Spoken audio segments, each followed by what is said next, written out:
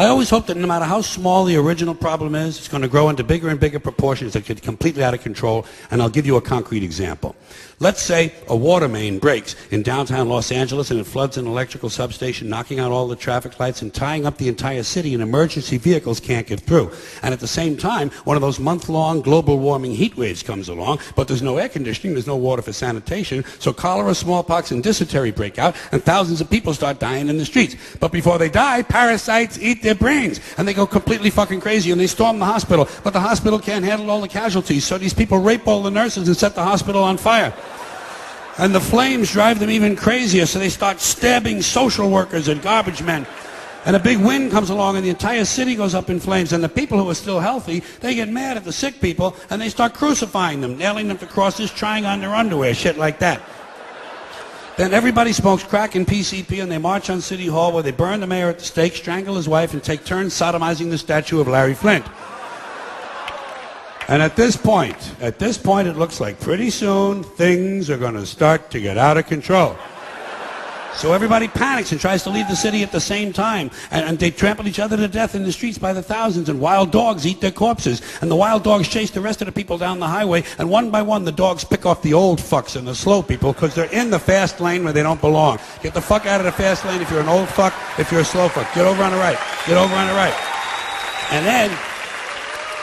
And the lucky ones, the lucky people who manage to make it all the way outside of town, they discover when they get there that big sparks from the city have lit the suburbs on fire, and the suburbs burn uncontrollably, and thousands of identical homes have identical fires with identical smoke, killing all the identical soccer moms and their identical kids named Jason and Jennifer.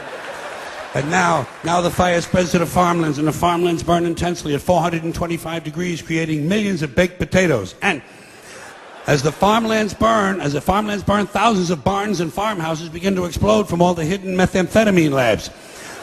And the meth chemicals run downhill into the rivers and streams where wild animals drink the water and get completely geeked on speed. So bears and wolves, amped up on crank, start roaming the countryside looking for people to eat, even though they're not really hungry. And the fire spreads to the forest, and the forests burn furiously, and hundreds of elves and trolls and fairies come running out of the woods screaming, "Bambi is dead! Bambi is dead!" And he is. Finally, that fucking little cunt, Bambi, is dead. Dead. Now hundreds of regional fires come together into one huge interstate inferno, and all 12 of the western United States are burning out of control, except Utah, where the Mormons don't allow fires.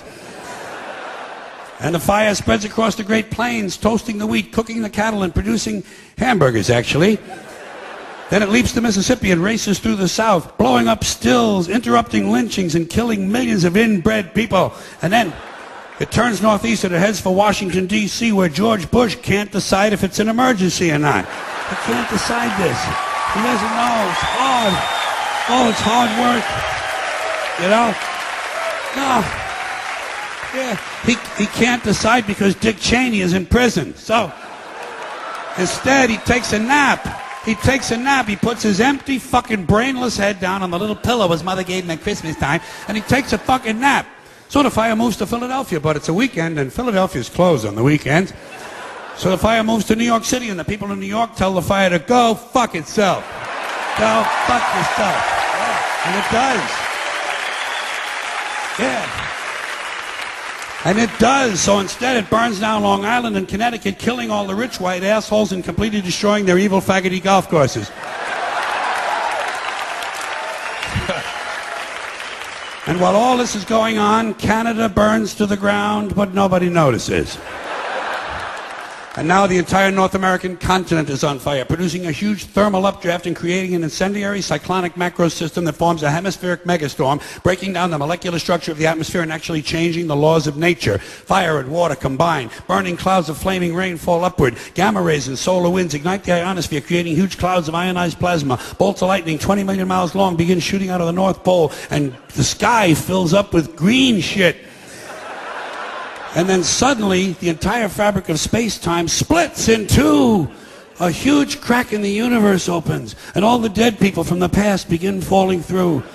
Babe Ruth, Groucho Marx, Davy Crockett, Tiny Tim, Porky Pig, Hitler, Janis Joplin, Alan Ludden, my Uncle Dave, your Uncle Dave. Everybody's Uncle Dave. An endless stream of dead Uncle Daves falling through the crack. And all the dead Uncle Daves gather around a heavenly kitchen table. They light up cigarettes and they begin to talk. They talk about how they never got a break, how their parents didn't love them and their children were ungrateful. They talk about how the government screwed them out of money and they just missed out on a big job. They say the Jews own everything and the blacks get special treatment. And all the hatred and bitterness drips out of these people and forms a big pool of liquid hate. And the pool of liquid hate begins to spin. Round and round it spins, faster and faster. And the faster it spins, the bigger it gets. Faster and faster, bigger and bigger, until the whirling pool of hate is bigger than the entire universe. And then suddenly it explodes into trillions of tiny stars. And every star has a trillion planets. And every planet has a trillion Uncle Daves. And all the Uncle Daves have good jobs, perfect eyesight, and shoes that fit. They have great sex lives and free health care. They understand the internet. Their kids think they're cool, and they all love their neighbors.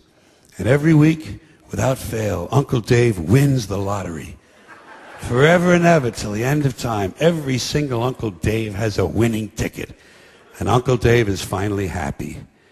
Now do you see why I like it when nature gets even with humans? Thanks for coming in here tonight.